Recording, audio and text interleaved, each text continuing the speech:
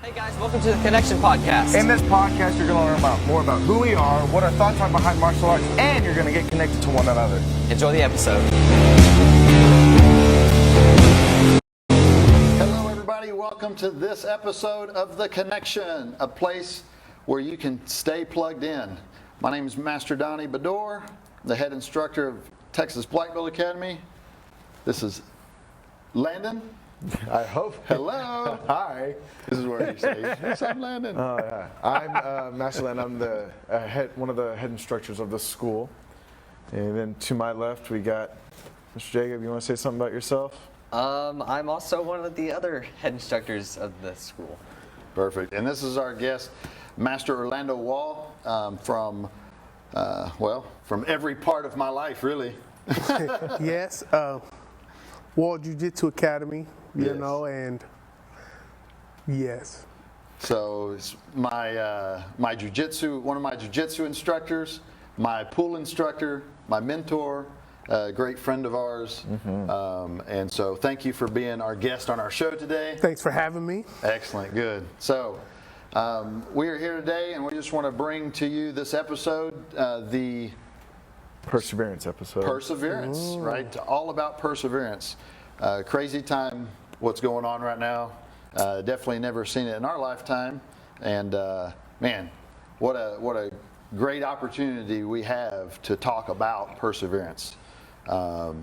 So, Landon, do you want to start us off with our show? Yeah, so our first question that we got, this is one that I'm very interested in, is where did you grow up, Master Wall? Columbus, Ohio. Columbus, Ohio, the OH and the dime. That's Ohio if you look at it. Okay. they're like, OH and the dime, what? Yeah, the Buckeye State, Columbus, Ohio. That's where I grew up. All right. And so next question is, of course, I know Professor Wall, hey, lovely bride. Where did you meet her at?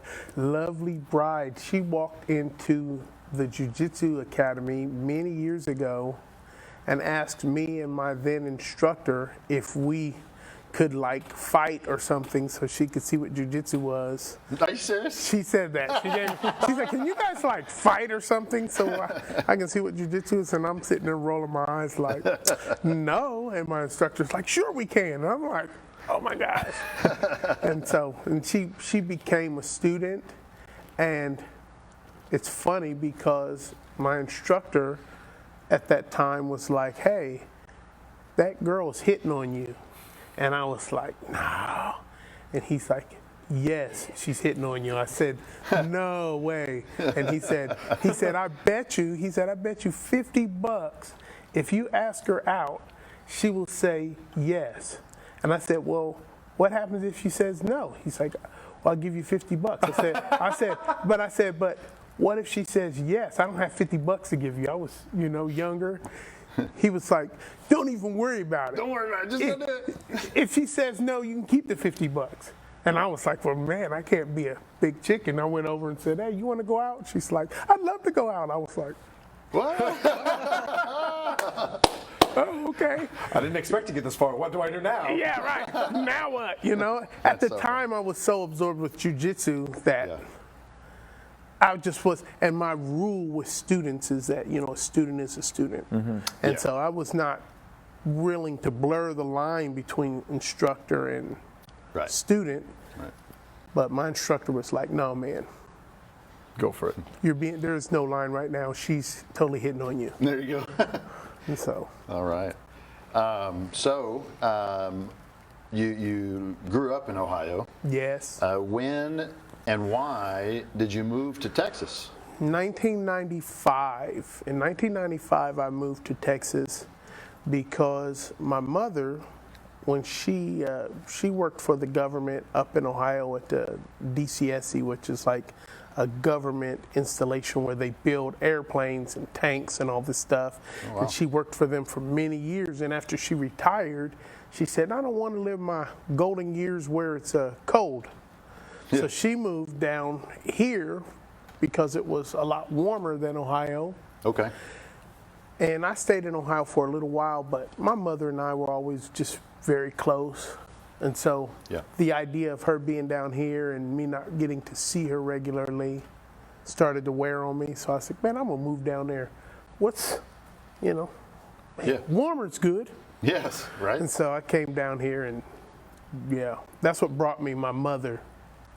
Well, at least your mom is your best friend. Hey, listen, man, love her like fresh air.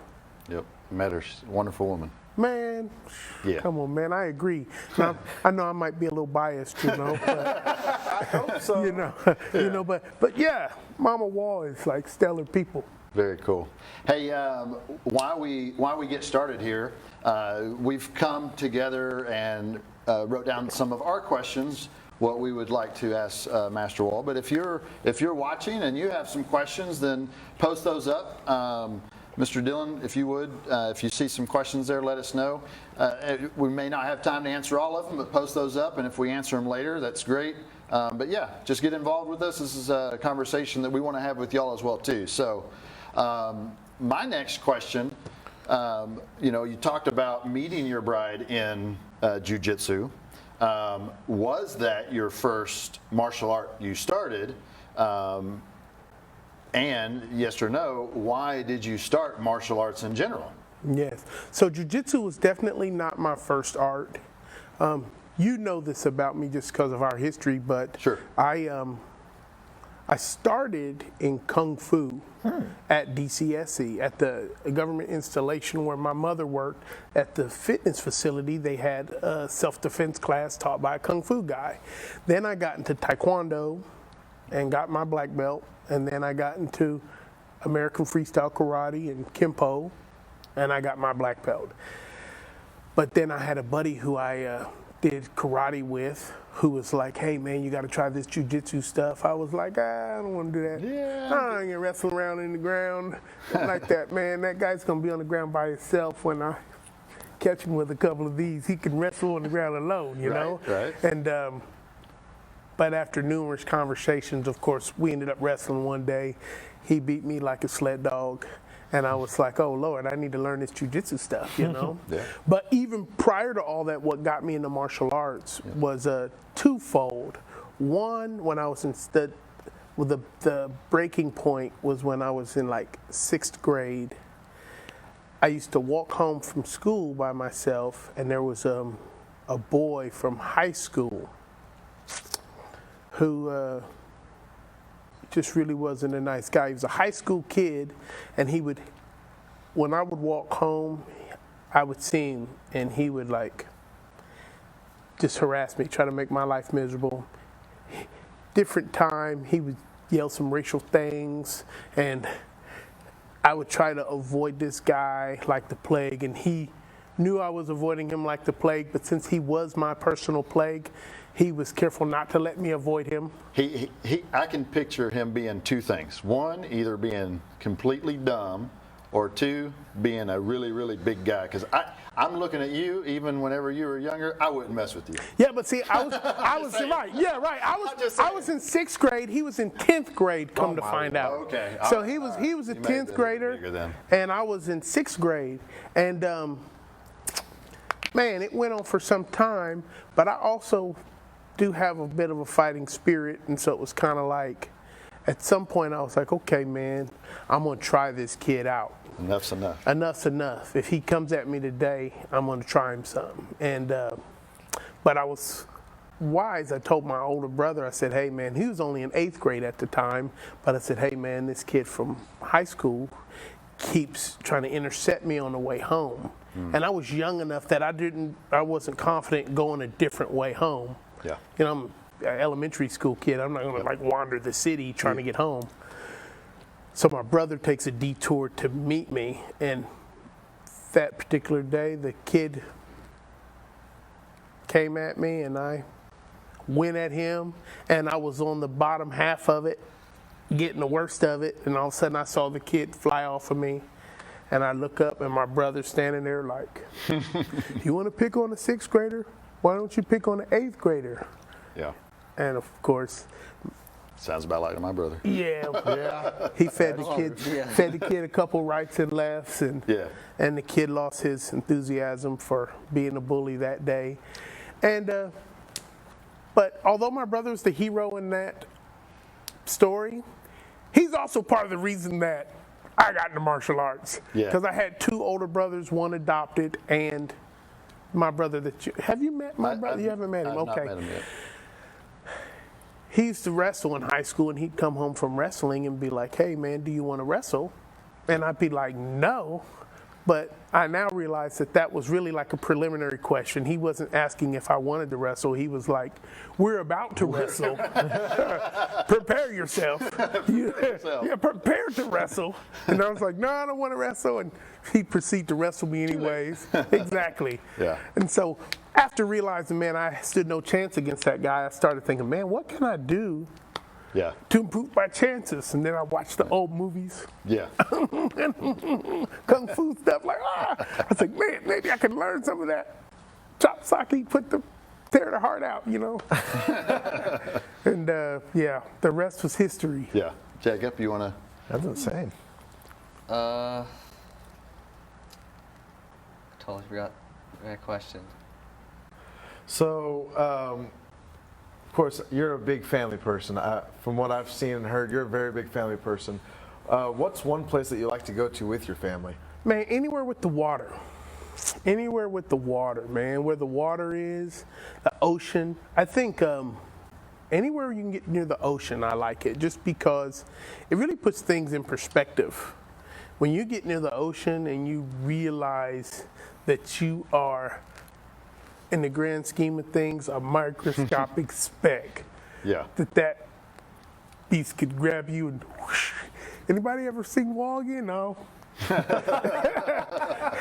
we went to we rented a condo out at Virginia Beach, right? And my brother and his family met us up there, and so we went and played in the ocean, right? And what was interesting was that we were playing, and my mom was laying up on the beach with my aunt, and we're playing. The next thing you know, we look up, and we're like 100 and something yards down the beach. Oh, wow. Ooh. You're playing, and that ocean's Drift. like just moving you. And I looked up, and I'm like, man, where did Mom and Aunt Nisi go? They didn't go anywhere. you went down the beach. And so, yeah, anywhere with the water. Yeah. Anywhere with the water. Nice. That's cool. I do have a question.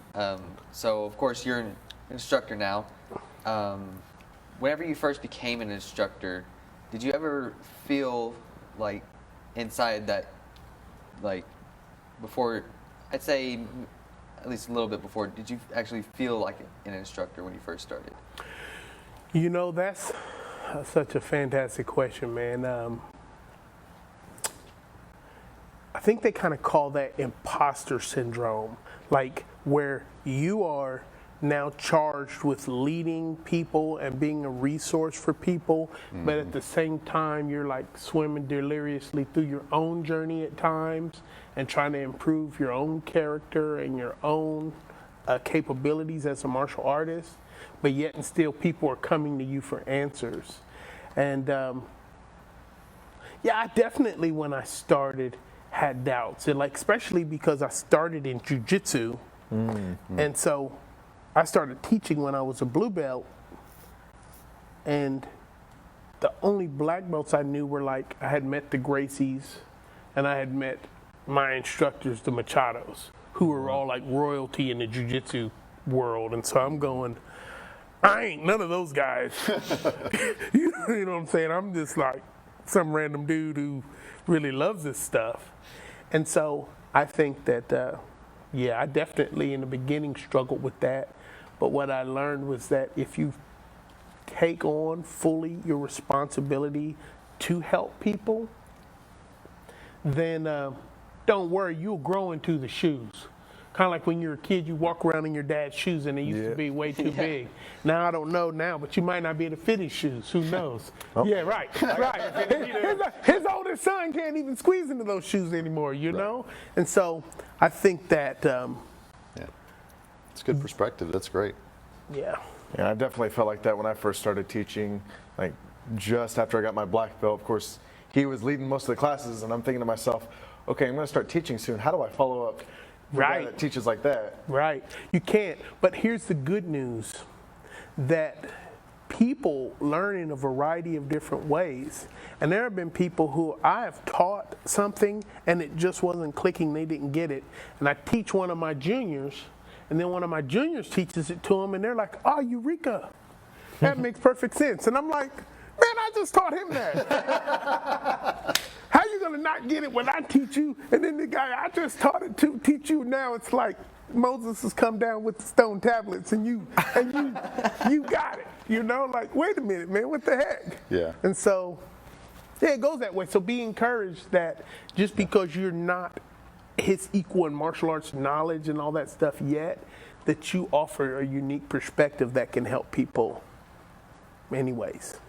And know another thing, that a lot of people feel that way, right? Man. I mean, whenever I went to the seminar in Oklahoma with you, and you're like, all right, Professor Brador, would you mind sharing? I'm like, but I'm not on y'all's level. I just, you know, everybody feels that way, right? That's right.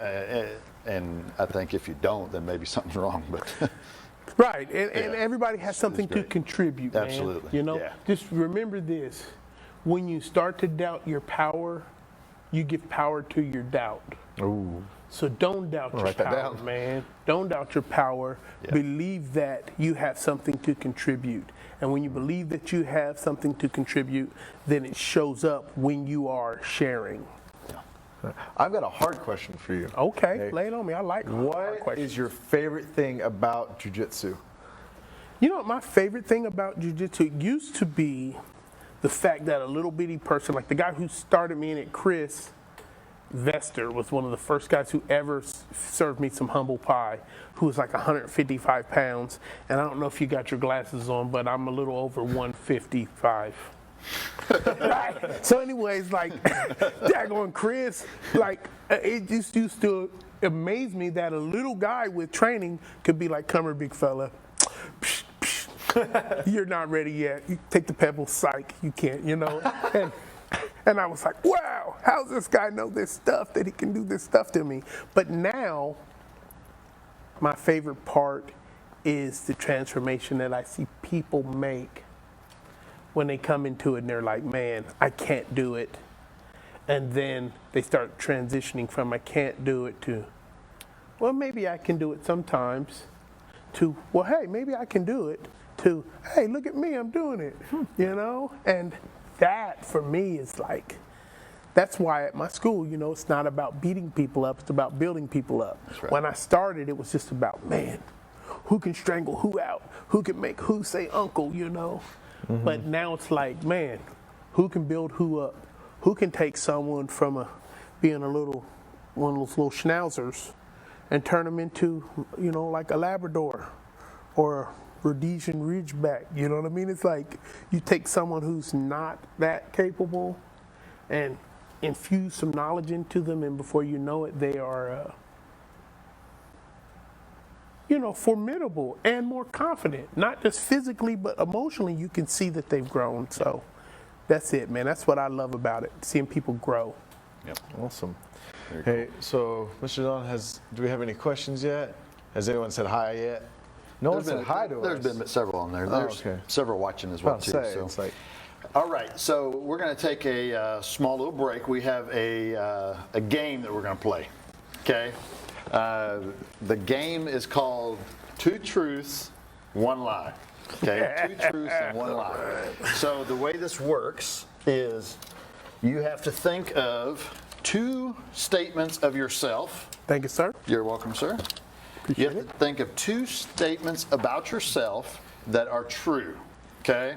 And then you have to think of one statement about yourself that's a lie, all right? And we have to guess which one is the lie, all right? And here's the thing. Those that are watching, I want you to put your answers there too, all right? So whichever one you think is the lie, then it's going to be like, all right, statement, I'll give three statements, 1, 2, and 3. Let's say the third one is the lie. Then you would write down the number 3, and then we'll all turn around and show it at the same time. Okay. Okay? And except the person, of course, who wrote or who said the statement. yeah, you're going to get the answer right, I after hope, that, I would if it's yours. write it So. down. Well, do you show your answer so the people know which one was right, Oh, though? yeah, we're going to show them just like this. Yeah, but then I show mine too, though? Like, Well, which one was the lie? yes, Okay, good. yes. I want to make sure I'm not messing the No, game up. You write, so like, let's say number 3 was the lie for me. I'll write a number 3 down, and then whenever we say, all right, 1, 2, 3, we'll show them, and then you'll see a 3 on mine, and hopefully y'all don't pick a 3. All right. That's my goal, is for y'all not to pick the right. Someone's cheating off your paper. It's cool. So, Landon, we'll just start with you. We'll go that way, and we'll come this way. I've written mine down. All right. So here we go. So statement 1 is, at one time I wanted to join the military. Number 2 is, I used to run a 6.5 minute mile. And then number 3 is, I deeply enjoy Marvel movies. Wow, that's difficult. Now you're dead. Oh my God. All right. So, okay, real quick recap. What were they again? Number 1 Okay. is, at one time I wanted to join the military. Number 2 is, I used to run a 6.5 minute mile. And number 3 is, I really enjoy Marvel movies. Ooh. All right. I'm just going to. Okay. And then you'll count it down. You'll say 1, 2, 3. We'll turn them around, and we'll see if we get them right. All right, everyone's got their answer? Yes, sir. I do. Ready? 1, 2, 3. Oh, no! Yeah, he got it. Because he says it all the time. Oh, I don't like Marvel movies. All right. So Jacob, you get 1 point. Right now, you're in the lead. He shook me with the stammering about the mile. See, he stammered a little, so I thought. Matter of fact, y'all could do this. You could write. You can go ahead and write the numbers on there, and then you just put which one you want to show. You know what I'm saying? I should have done that. That would have been easier. All right. So for those that are listening, because we also have the podcast on Apple and Google Play and soon to be Spotify, it was answer number 3. I don't like Marvel movies. I'm sorry, everyone that really likes Marvel movies. I just can't watch them Answer anymore. number 3. I can't. All right, y'all ready? Yes. Okay. My first one is, I've had 3 or more surgeries. Okay. The second one, I'm worse than Landon at video games. And then the third one, I've had the same best friend for over 12 to 13 years. Easy. Okay. Easy. I think I got it. I don't You know. got it.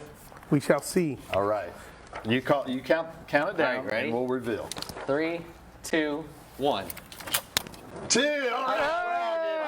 Because his ego is bigger than his nose. Oh man. Look, Come on now. Hey, I knew he wasn't going to. I'm a younger brother. I knew He wasn't gonna- Yeah, I knew he wasn't going to be like. My older brother is my superior Yeah. in fill in the blank. I'm like nothing. Yeah. Don't Yeah. even speed run. You don't speed run on Super Mario. Come on. Yes. All right. So here we go.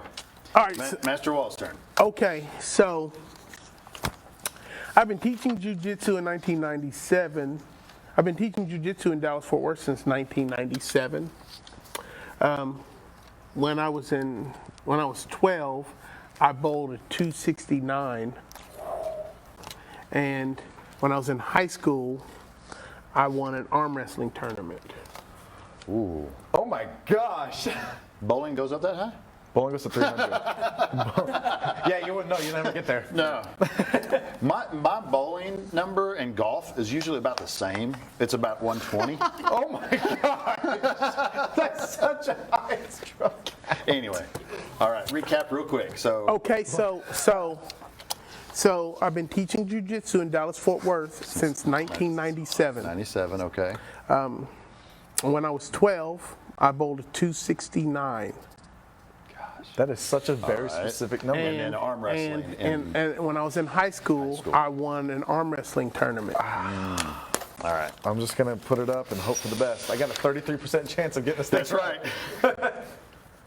Whenever you're ready, Master Wall. Whenever you're ready. Okay, 1, 2, 3. All right. Yes. Yes. All right. So Yes. I have 2 Arm points. wrestling wasn't Jacob true. has 2 points. You got one. I'm sorry, Master Wall. We just Master Wall has questioned 1 your point. endurance. And Yes. then Landon has 1 point. So right now, me and Jacob are in the lead. Hey guys, Now my bowling, board holds everyone up. Come on now. man, somebody. So I'm missing one sheet of paper, so I'm gonna have to. I have one. That's all right. I'm gonna. Okay. Yeah. I was about to adapt and overcome over here, man. All right. Okay. Here So we go. my turn. Oh gosh, let's see if I know this. All right. Easy. 3 statements about myself. All right. So let's see here. Statement number one. My childhood nickname was Snuffy. I have never skydived, and I was a 6-time All-American gymnast in high school. Gosh, I know one of those is not true because we talked about it. But, oh gosh. I give my answer. I mean, I don't. We shall see. All right. Snuffy or Let me recap. no? I got it. Okay. It's just having a hard time choosing an answer because these are very tough. And I'm your They dad. are tough. They are tough. All right, I All got right, it. here we go. Ready?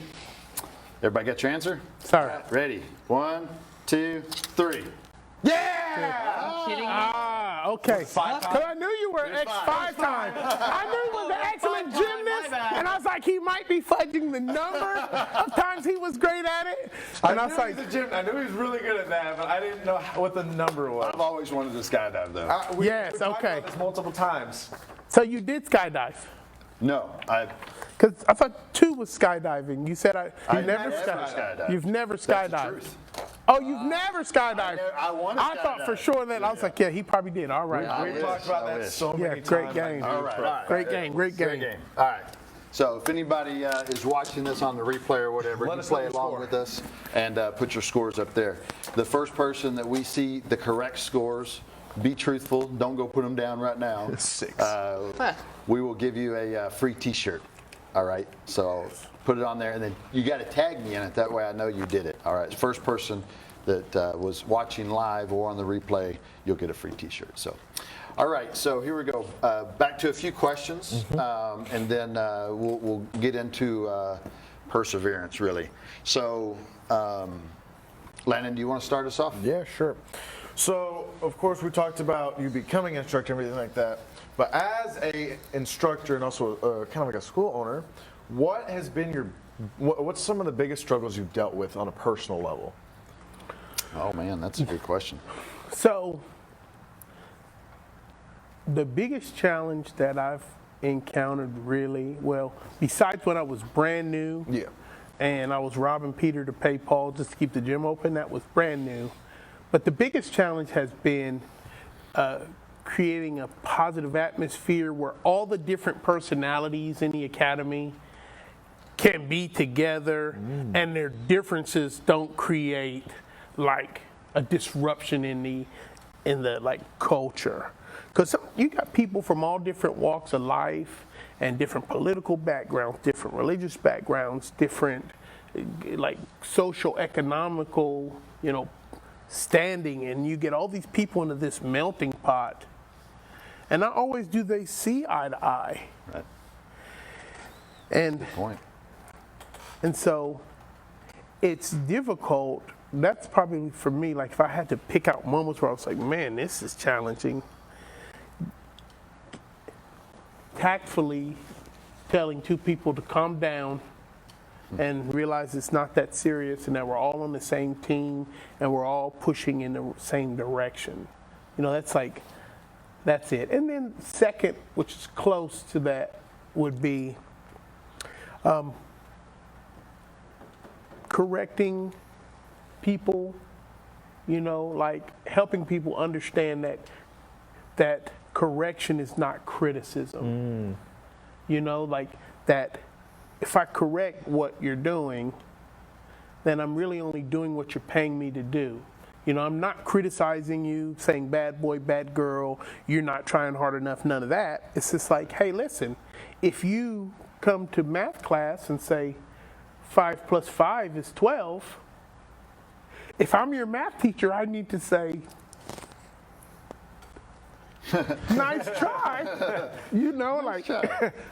Thank you for the effort. However, Not quite. nah, yeah. You're in the neighborhood, if we were rounding up and down, you got it, but Yeah. so just helping people understand that correction is not criticism. And if I tell you to do it different, it's not because I don't like you, it's because I'm committed to you. It's easier for me to say nothing. Like if you don't care about somebody, they can foul up and you just be like, oh man, that's messed up. They're gonna crash and burn and learn. Yeah, a friend will tell you your breath stinks. Exactly. Right? Yeah. A friend will tell you your breath stinks. Yeah, that's 'Cause they right. care. You If know they this didn't care, they wouldn't say it. in the Bible, right? It says right. the wounds of a friend are faithful and the kisses of an enemy are deceit. So your friends will tell you stuff that hurts you, But in a loving but way. they're being faithful, man. They're like, hey, this is the real deal. Yeah. So yeah. Good. It's good word right there. Let me give some shout outs real quick. We have several watching. So, Miss Sale, I was going to say Mr. Jacob, Mr. Chris, Mr. Aaron, and Amanda and Callie. Awesome. And if you're watching, and I didn't call out your name, oh, and Mr. James just jumped on. Good to see you, sir. Anyway, give us a shout out. Let us know that you're there watching and where you're watching from. I know we have several out of state that have been connected with us, so just let us know where you're from there. All right? Give us a thumbs up. Awesome. Jacob, I think you're next. Oh, okay. Okay. Oh, okay. Hello, are you awake? Kind of, fell asleep for a second. No.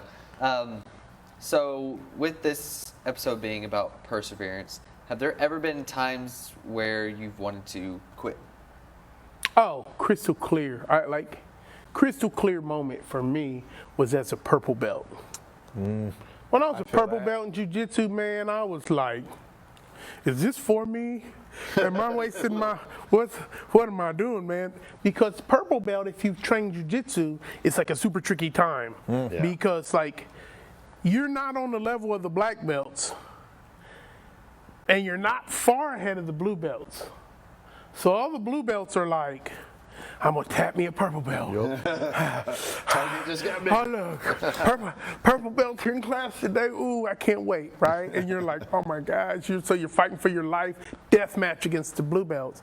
And then the black belts are all like, they respect that you know jiu-jitsu, so they're like, Turn it up to 12. purple belt, huh? See how you deal with this?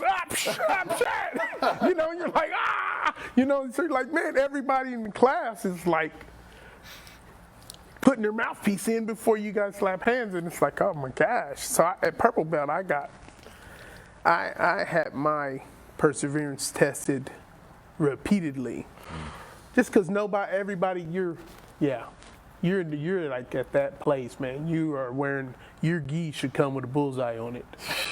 All the blue belts want a piece of you, and all the black belts and brown belts ain't gonna let no purple belt get no action. So it's like, Yep. that was it, purple belt. I think the scariest time during purple belts is, of course, all that, but even purple belts against purple belts. Oh, yes. It's just crazy rolling because you're learning a lot more. You're learning like leg games a little bit more. And so that's a little bit out of some new territory there. It's like, okay, what do I do here? What do I do here? Is this the right thing? And then it's just a crazy time in that. You're the middle child. You know, like in families, a lot of times the middle child has a tough time. Yeah. Man, listen, I'm telling you, a lot of times the middle child has a tough time because older brothers, like, not today, little punk. You don't get to take upstage big brother. Yep. And little brothers, like, I'm just as important as you are, so I'm nipping at your heels. So you're like that middle person that's getting the double hammer fist from both sides. Yeah. So yeah, it's tough. Purple belt is the middle child. So is it safe to just stay at my current rank right now, just not go to purple belt yet? No. No. Now we're scared of them. No. Here's what I'm going to tell you. I'm one test away. I don't. Yeah, you need to get your purple belt because there's an old saying that he who grabs a cat by the tail learns something that can be learned in no other way. And so you take that cat by the tail, and yeah, you got some scratches and some hardship coming, but there's something that you learn from that hardship that you can't learn any other way. Mm-hmm. You know, it's like you know, or how about this for like a positive like mantra, you know, the gym cannot be polished without friction, nor man perfected without trials. And so it's like you got a diamond or something. You have the friction is what makes that thing shine and look illustrious and beautiful. And men are the same way, man. The hardship that you endure and the stuff that you overcome in life is what shapes you. And so as an instructor, you don't want to run from that adversity, because if you run from that adversity, the only thing that you're qualified to teach your juniors is how to run from adversity. But if you face that adversity and overcome that adversity, you then have experience that allows you to guide other people through that difficult time. Good, So good what do word you- right there. What do you think some of the main benefits of perseverance are? I know you just mentioned one with learning something. So the truth is that every black belt, every doctor, every person of great accomplishment has one thing in common. You know, that they didn't quit before they accomplished their goal or their definition of greatness. The saying is that the man on top of the mountain didn't fall there. The man on top of the mountain didn't fall there. How did they get there? Climbed up. They climbed. And so if they climbed, they had to climb until they reached the top of the mountain. So I think the benefit of perseverance is just like I said earlier. There's something that is there to be learned that can be learned in no other way. You have to overcome adversity. You have to make it through difficult times to understand how to make it through difficult times, which kind of relates to what we're going through right now. You know, with our country, you know, there's a lot of people are struggling, myself included. This is a difficult time for me. You know, I'm thankful that my community and my academy have been faithful and loyal and really trying to continue to contribute. But man, I would be telling a big lie if I said that it wasn't difficult. And so, Agree. but like Yeah. the truth is that's how you develop skill, right? Right. Smooth sea never made a skilled sailor. Yep. If you just endure easy times and everything about your life is simple, then you're not going to become highly skilled. It's like if you just roll with the white belts, you know what I'm saying? You only roll the white belts. You'll be like, I'm invincible. Yeah.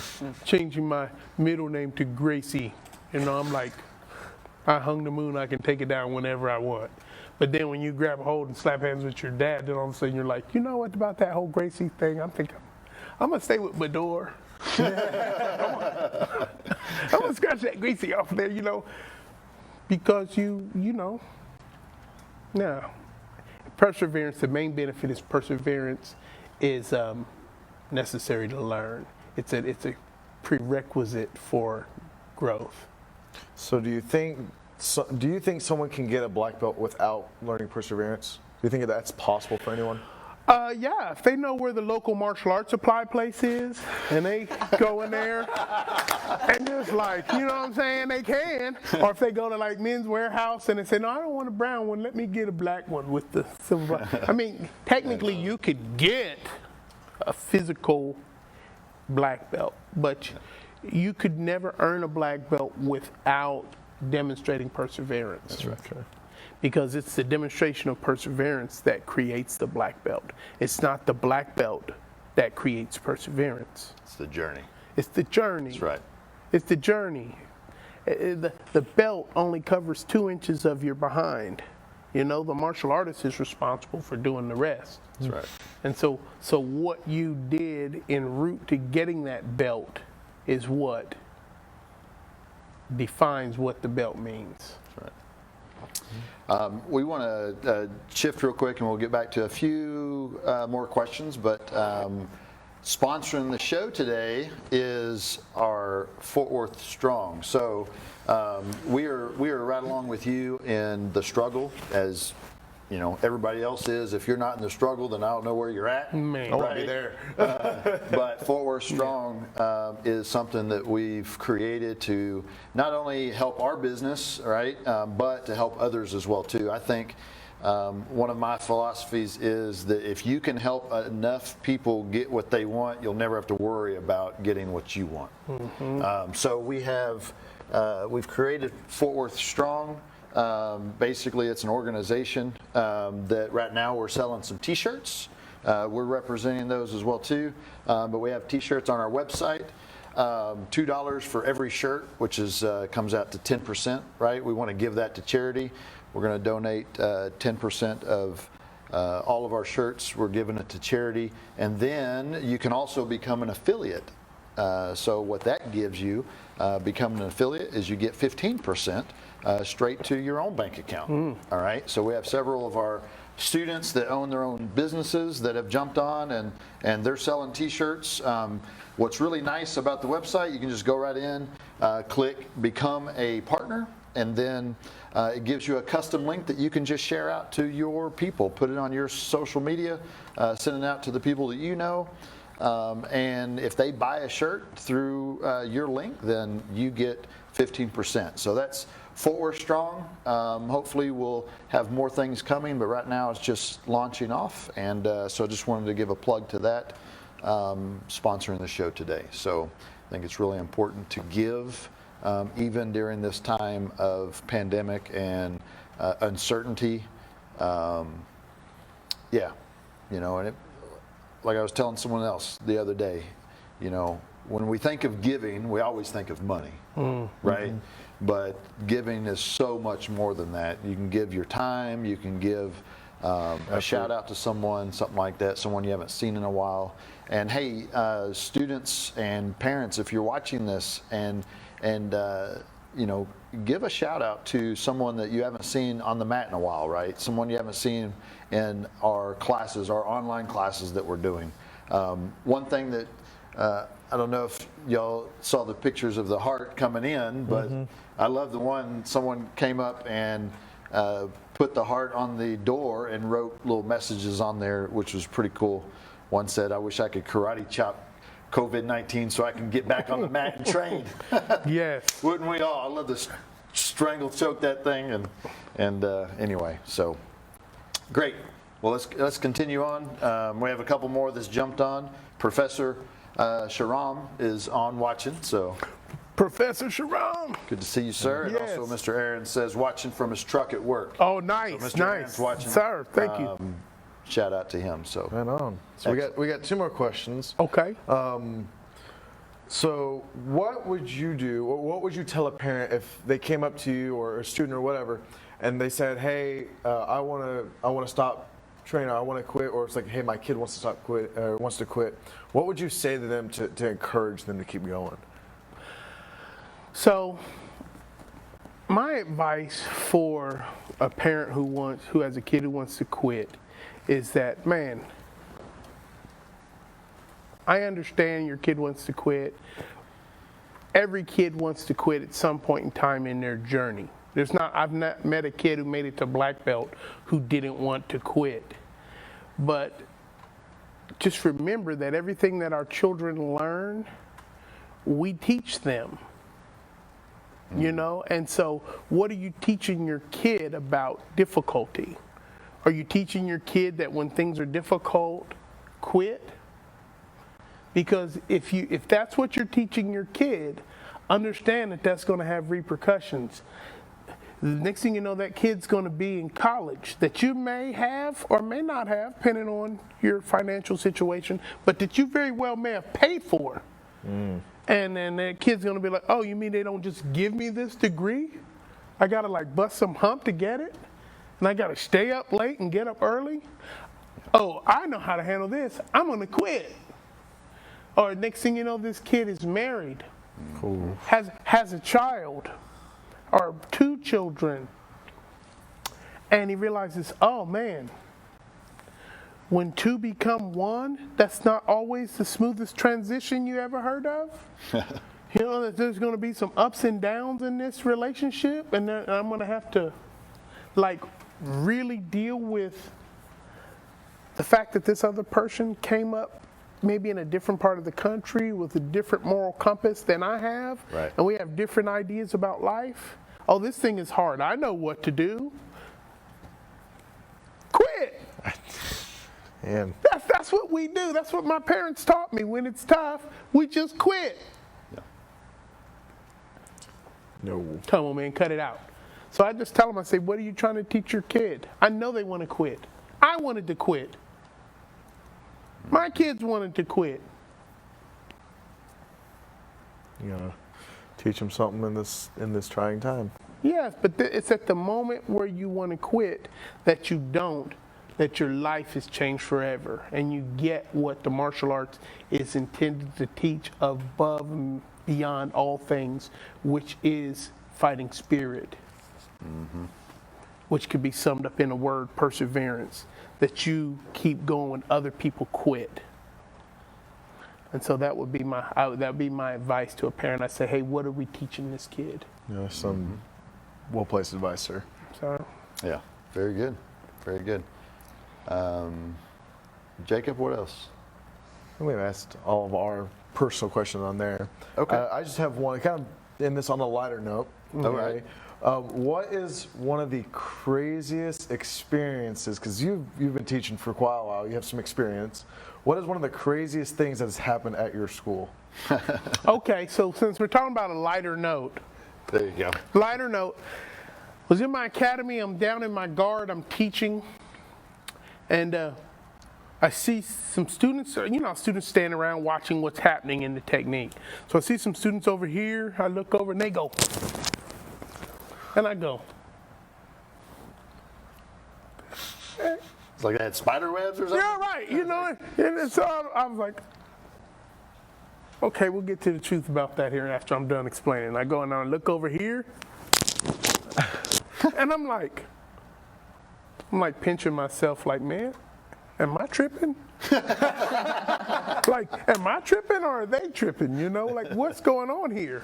And then one of my black belts, after he saw me emoting like, what the heck is going on with all these people? He said, sir, there's a bat. There's a bat in here. A bat? A bat! What? A bat! A bat had somehow made its way into the academy. And like in the middle of class, a bat's like, doing the whole bat thing, flying around erratically through the gym. And I'm like, and so I was gonna just be like, hey man, forget about it. Let's just keep training, it's a bat. And then while everyone was training, I Googled bats. And it said bats are responsible for like 60 or 70% of rabies incidents. Oh my wow. God. Like, yeah, like bats. Like you think all kind of stuff is, bats are the reason there's rabies. So at that point I was like, I think I'm gonna have to have a paradigm shift about continuing to train. And everybody stop. I know I said we're gonna keep training, but How long did it take you to get out of there? so first we thought we were going to get it with like a net. We went and got like some nets, and then I later learned that because bats, use ultrasound and all that. They know what it is. Well, you have to have a very specific like silky net to catch a bat. did Because not if you know throw up any other kind of net, a bat's like, man, you don't throw that great big, it'd be like me trying to catch you with this couch. It's like, you're gonna throw that. You can never catch me with that thing. The bat's like flying around. We throwing nets up and stuff trying to catch him. So it ended up taking a few days actually. Wow. Yeah. Wow. And then right because it was like a Thursday night. And then on Friday they said, "Oh, there's nobody. Our bat guy is not." I think the lady There's on a the bat phone.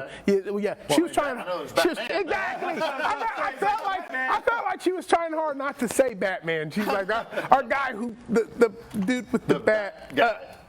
The guy who handles the bats, he was trying hard not to say Batman, But That's gotta be rough. yeah, and so it was like Monday before the Batman was back and could like come in, and by then he searched the whole place and went up and went. He said, I think he found his way out.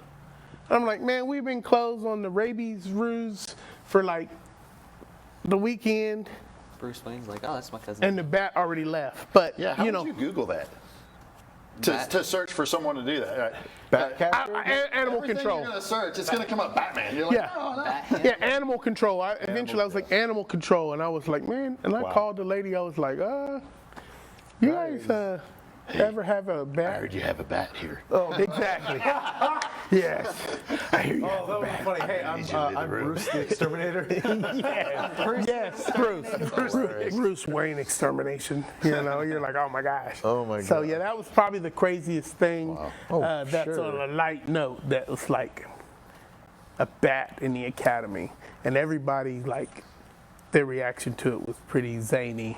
You expect bees or like insects or something like that. But Yeah, that's easy to deal with. Where- A bat, you can't catch him unless you have the stuff. yeah, it's like y'all are up in Arlington, correct? Yes, sir. Where do you see bats in Arlington? That's the question. Now, It's this, like, was this in your academy you're at now, or was it your previous? This was over in Copeland, you know, on the Okay, second so it's a floor. little Okay. different. And like, I mean, but it's still in Arlington. It was like, Oh, yeah, I mean, yeah. like less Yeah. than 2 miles from my current location. You Oh, know? wow. So they, I mean, Yeah. yeah, a bat. Crazy, right? Well, I do want to give some plugs out. So, Sure. just so those in Arlington that don't know of you, which I don't know how you could live in Arlington and not know who Orlando Wall is, but that's just my opinion. Where's your location at right now?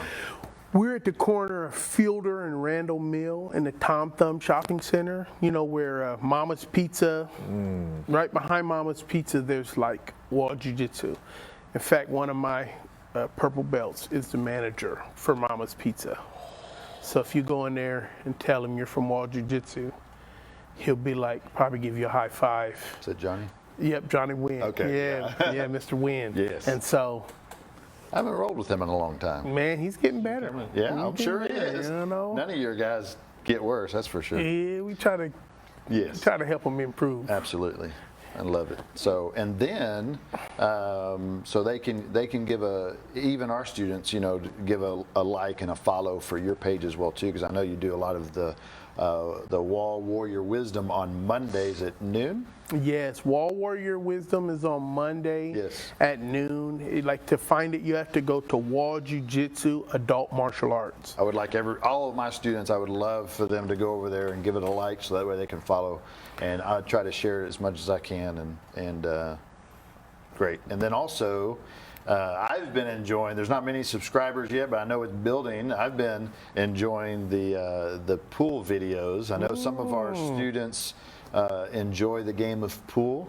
And so I would like to give a plug to that as well too. Ah, yes, Table Time. Yes. Table Time Pool and Billiards. If you, Such a nice name. yes, Table Time. If you, man, you can't get better at pool without putting in the table time. Just like you can't get better at jiu-jitsu without putting in the mat time. That's You right. can't get in better at pool without putting in the table time. And Yeah.